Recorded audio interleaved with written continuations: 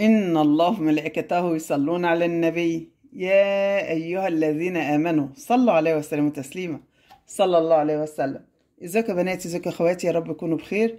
النهارده بعمل فيديو بنصح فيه بناتي او بعرفهم ازاي لو عندك انت بلاستيك مركون في الدولاب ازاي تطلعيه من الدولاب، وقبل ما تفتحيه وهو متطبق زي كده وبقاله يجي سنة ولا أكتر مركون في الدولاب، لو فتحتيه من بعضه وفردتيه هيتقطع منك ويتمزع.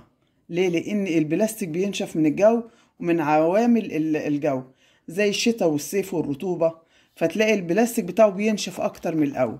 طب نعمل إيه؟ بنجيب مية زي كده وبننقعه في قلبيه. يعني أنا بصوا ده من المغرب وأنا حطاه كده، إحنا دلوقتي حوالي الساعة 10 بالليل، فمن المغرب وأنا حطاه في قلب المية تهري عن الأول.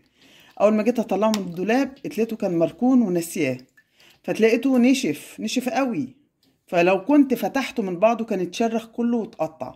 فدي حبيت اعرف النصيحة دي لبناتي واعرفهم ان حاجة زي كده ممكن تعملي ايه فيها. ده مجرد انك انت بتجيبي المية زي كده وبتنقعيه في قلبيها شوية. طب ايه اللي بيحصل يا ماما؟ البلاستيك ده بيشرب المية بيرتوي. سبحان الله، كل شيء في الدنيا ربنا سبحانه وتعالى في كتابه العزيز بيقول وجعلنا من الماء كل شيء حي. صدق الله العظيم. فيا حبايبي كل شيء بيحيا بالماء، فلما تحطيه في المية يرجع الجلد بتاعه تاني حلو، البلاستيك بتاعه يرجع تاني حلو.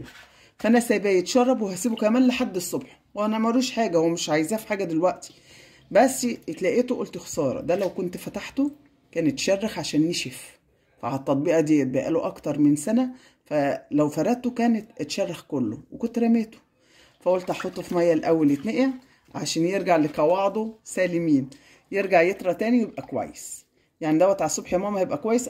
هتلاقيه يشرب ميه واتغذى عليها كده، والمشمع بتاعه تري عن الاول، عن ما بتطلعيه انت من الدولاب. يعني انت جربي، هاتي حاجه انت راكناها في الدولاب بقالك فتره وحطيها في قلب ميه، شوفي ساعه ما طلعتيها وشوفي لما ما طلعتيها من الميه تاني يوم او في نفس اليوم بالليل، شوفي ايه الفرق، هتلاقي فرق كبير جدا. ده كان الفيديو بتاعي مختصر، حبيت اعرف فيه بناتي معلومه كده على الماشي. ان عجبكم متنسوناش باللايك والسبسكرايب والتعليقات الجميله لبيت المنى. اشوف وشكم بخير.